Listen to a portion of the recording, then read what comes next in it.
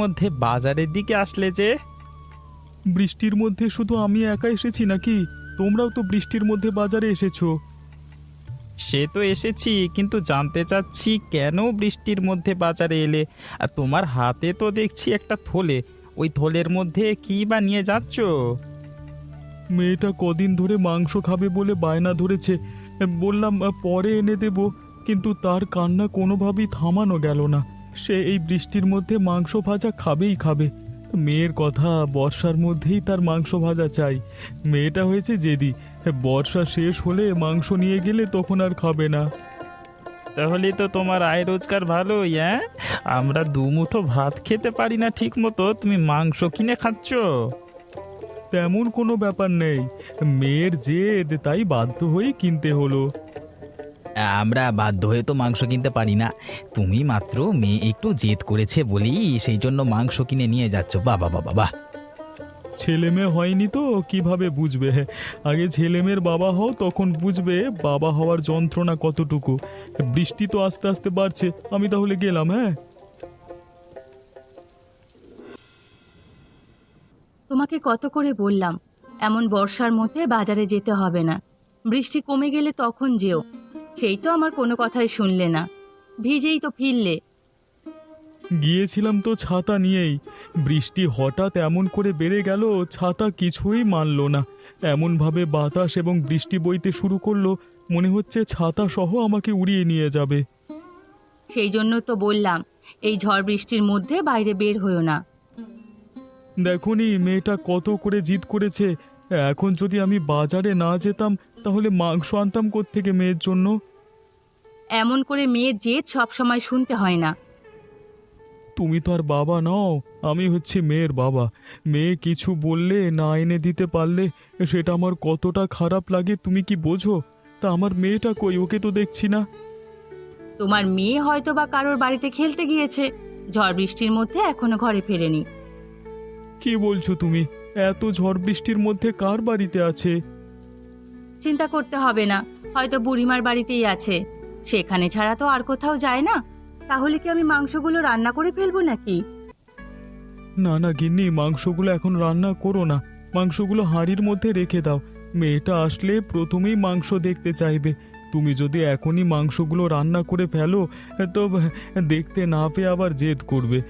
আমার সাথে এত কিছু হলে আমি এত সামলাতে পারবো না বাবু। তোমার মাংস রান্না করতে হবে না তোমাকে।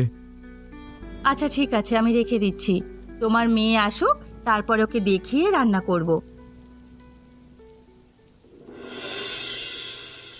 এই ভোলানাথ দা, এই রতনের প্রতিবেশী হয়ে একটা ঝামেলার মধ্যেই আছে। সালা নিজে তো শান্তিতে থাকছে, আমাদের শান্তিতে থাকতে দিচ্ছে না।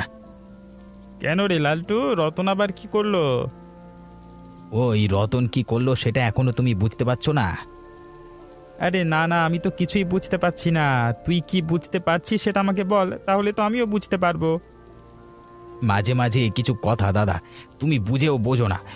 ওই রতনের জন্য তোমার আমার দুজনের ক্ষতি হবে, সেটা কি তুমি বুঝতে পারছো না? আরে আমি অত তোর মতো বুঝি না রে, একটু বুঝিয়ে বললে তো বুঝি বাবা। ওই রতন প্রত্যেক দিন ভালো ভালো বাজার করে সেগুলো বাড়িতে নিয়ে রান্না করে। তা আমাদের বাড়িতে সেই রান্নার ঘ্রাণ চলে আসে সারাক্ষণ। সেইগুলো নিয়ে আমার বউ কানের কাছে ঘ্যান ঘ্যান ঘ্যান ঘ্যান ঘ্যান ঘ্যান করে কথা শোনায়। আজকে নিশ্চয়ই আর আস্ত রাখবে না, বউয়ের কথা শুনতে হবে। তুই এই একটা মনের কথা বলেছিস রে, তোর বৌদিরও একই অবস্থা। সারাক্ষণ বলে রতন একা মানুষ, এত কাজ করে, তোমরা দুই ভাই মিলে কি করো? কিছুই কি করতে পারো না? হ্যাঁ, রতনকে দেখো, দিয়ে কিছু শেখো। আজও একই অবস্থা হবে, কিভাবে বাঁচতে পারি বলতো? আমার কাছে একটা বুদ্ধি আছে দাদা, আমরা রাতে গিয়ে ওর বাড়ি থেকে মাংস রান্নার হাঁড়িটা নিয়ে আসবো। বাহ, তুই একটা ভালো বুদ্ধি দিয়েছিস তো। রাতে আস্তে করে তাহলে আমাকে ডাক দিস, সে বৌদি যেন শুনতে না পায়। আচ্ছা ঠিক আছে দাদা।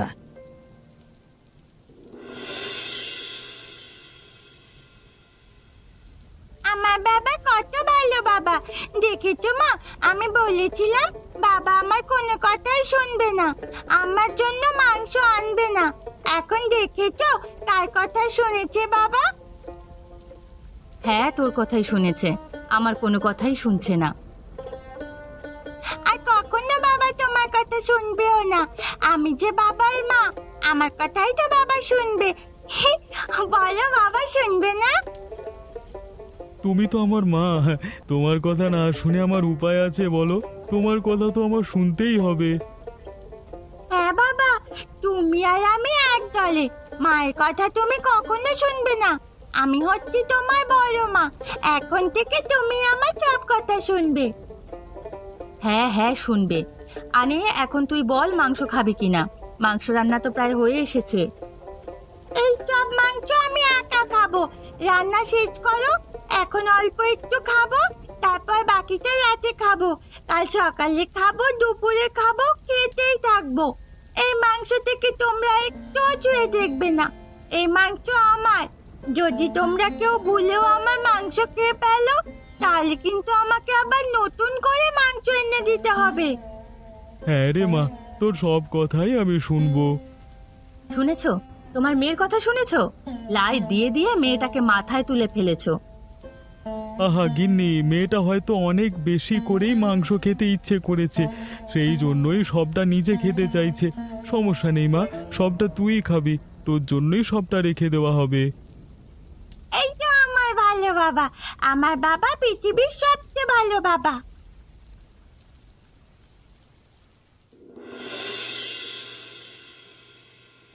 তোকে বললাম আমরা গভীর রাতে মাংসের হাঁড়ি চুরি করতে আসবো, আর তুই সন্ধে রাতে আমাকে কেন নিয়ে আসলি এখানে মাংস চুরি করবার জন্য?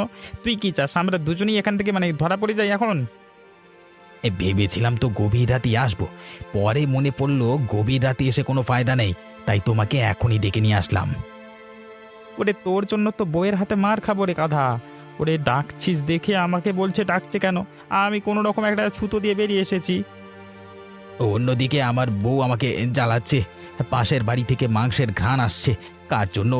তার জন্য আমার জ্বালা আবার কি করব বলো? তার জন্য এত সন্ধ্যা সন্ধ্যা চলে আসবো যদি ধরা পড়ে যাই? সেই জন্য সন্ধ্যায় আসিনি। যদি রাত করে আসি, দেখা যাবে মাংস সব ওরা খেয়ে ঘুমিয়ে আছে, তখন এসে খালি হাতে ফেরত যেতে হতো, কোনো মাংসই পেতাম না। তার জন্যই বুদ্ধি করে সন্ধ্যায় চলে আসলাম। ও আচ্ছা, এই ব্যাপার। এতক্ষণে তাহলে বুঝতে পারলাম। তুমি আমার বড় হয়েছো ঠিক, তবে তোমার মাথা ভর্তি বুদ্ধি হয়নি দাদা। আমি কিন্তু তোর বড়, হ্যাঁ, আমাকে অপমান করিসনি। আচ্ছা ঠিক আছে ঠিক আছে, আস্তে কথা বলো। ঘরের মধ্যে ওরা হয়তো জেগেই আছে, এখনো রাতের ভাত খায়নি। তার আগেই চলো দুজনে গিয়ে রান্নার হাঁড়িটা নিয়ে আসি। চল চল, তবে আস্তে আস্তে সাবধানে যেতে হবে আমাদের। হ্যাঁ হ্যাঁ হ্যাঁ, সাবধানে এসো।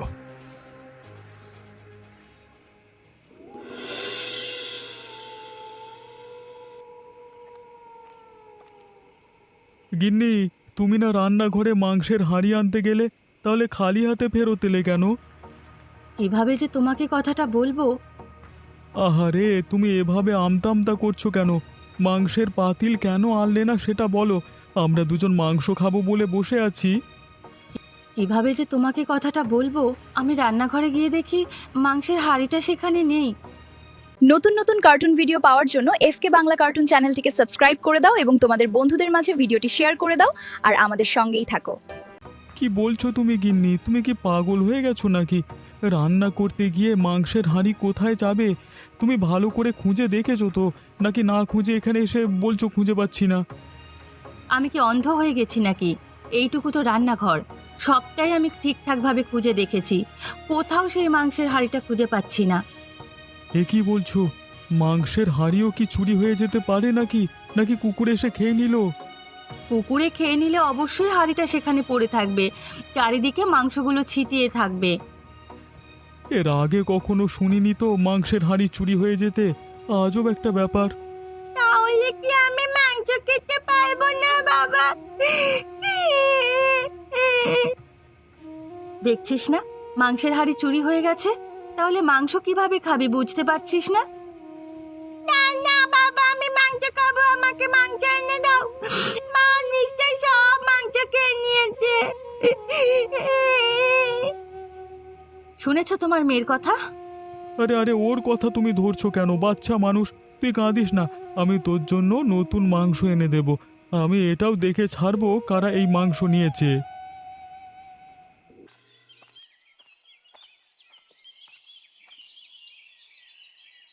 রতন দা, ও রতন দা, বাড়িতে আছো নাকি?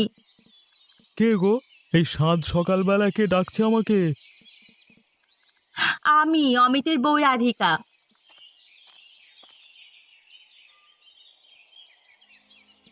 কি গো রাধিকা বৌদি, এত সকাল সকাল তুমি আমাদের বাড়িতে হঠাৎ কি মনে করে? কিছু হয়েছে নাকি? বড় বিপদে পড়ে আপনার কাছে এসেছি। আপনার মাসতুতো ভাই অনেক অসুস্থ। কোনো কুল কিনারা আর না পেয়ে শেষ পর্যন্ত আপনার কাছেই আসলাম। এছাড়া তো আর কোনো উপায় ছিল না। কি বলছো? অমিত এত অসুস্থ, আমি তো তা জানি না। তোমাদের আরো আগে আমাকে জানানো উচিত ছিল। আমি থাকতে তোমরা এত চিন্তা করছো কেন? আরো আগে আপনাদের জানানো উচিত ছিল, কিন্তু তখন অত বেশি অসুস্থও ছিল না, এই জন্য আপনাদের জানাইনি। এখন অবস্থা আগের চেয়ে আরো একটু খারাপ হয়ে গেছে। কোনো সমস্যা নেই, আমার এখানে এসে ভালোই করেছো। আমি থাকতে তোমাদের আর কোনো চিন্তা নেই। যা দরকার আমি বুঝবো। অমিত তো আমারই ভাই, মাসতুতো ভাই হয়েছে তাতে কি, ভাই তো ভাই হয়। আপনাদের ভরসাতেই এখানে এসেছি। কোনো সমস্যা নেই, তবে আমি বর্তমানে একটু ঝামেলার মধ্যে আছি। কি ঝামেলা? কি ঝামেলার মধ্যে আছি সেটা তোমাকে পরে বলবো। আপাতত আমি অমিতকে দেখতে সেখানে যেতে পারবো না, পরে সেখানে যাব। তোমার যে সাহায্য দরকার সেই সাহায্য এখন আমি করছি। তুমি যাও, ওখানে গিয়ে ওর চিকিৎসা করাও। আপনাকে যে কি বলে ধন্যবাদ দেব দাদা। ধন্যবাদ দিতে হবে না, ঘরে তোমার বৌদি আছে, যাও খেয়ে দে তারপর যেও।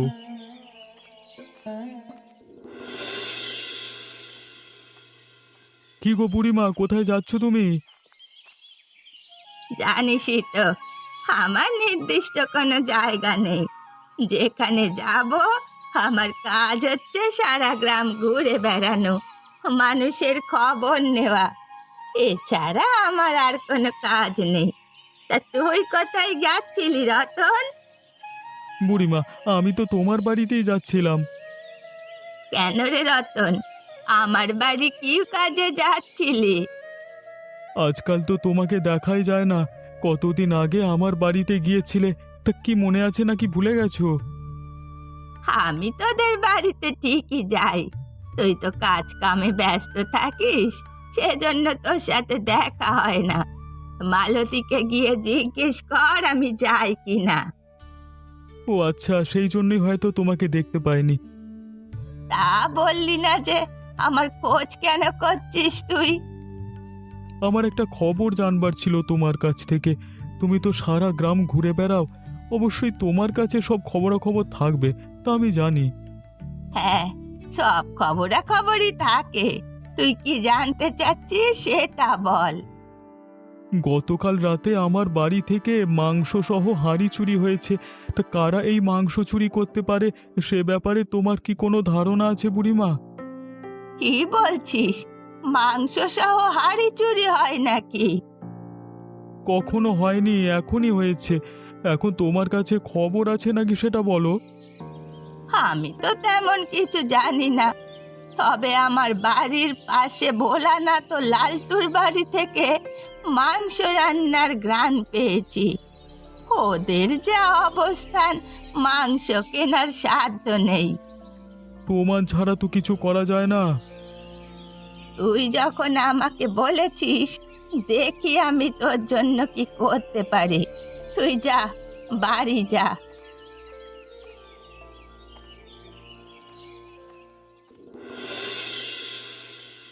গ্রামবাসী সবার হঠাৎ করে কি হলো কিছুই তো বুঝতে পারছি না। আমাদের সাথে এমন আচরণ করছে কেন? কি বলছো দাদা তুমি? আরে আমারও তো একই অবস্থা। এই জন্যই তো আমি তোমার সাথে কথা বলতে চাচ্ছিলাম। হঠাৎ করে কি যে হয়ে গেল, কেউ তো আমাদের দোকানে আসছে না, আমাদের দোকান থেকে কিছুই ক্রয় করছে না।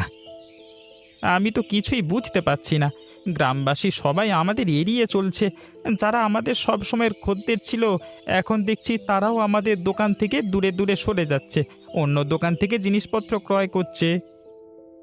আমারও একই অবস্থা দাদা। এমন চলতে থাকলে আমাদের অবস্থা যে নাজেহাল হয়ে যাবে। সামান্য এই দোকানদারি করেই তো আমাদের সংসারটা চলছে। যদি কোনো মতে দোকানগুলো বন্ধ হয়ে যায় তাহলে গিন্নিদের কথায় বাড়িতে আর থাকা যাবে না। আর বলিস না রে লালটু, গ্রামবাসী সব আচার আচরণ আমার উপর মাথার উপর দিয়ে যাচ্ছে, মাথার মধ্যে কিছুই তো ঢুকছে না। তোমার মাথায় না ঢোকারই কথা, তোমার মাথা তো এমনি তো মোটা, সহজে কিছু ঢোকে না। আবার তুই শুরু করলি, এমনিতেই ঝামেলার মধ্যে আছি, তার মধ্যে তোর আবার এই বকবকা নিয়ে উল্টো পাল্টা কথা। যা, তোর সাথে কোনো কথাই বলবো না।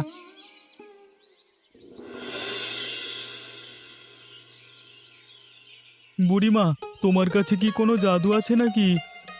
কিরে রতন, আমার কাছে আবার জাদু আসবে কোত্থেকে? আজকে হঠাৎ বলছিস আমার কাছে নাকি জাদু আছে?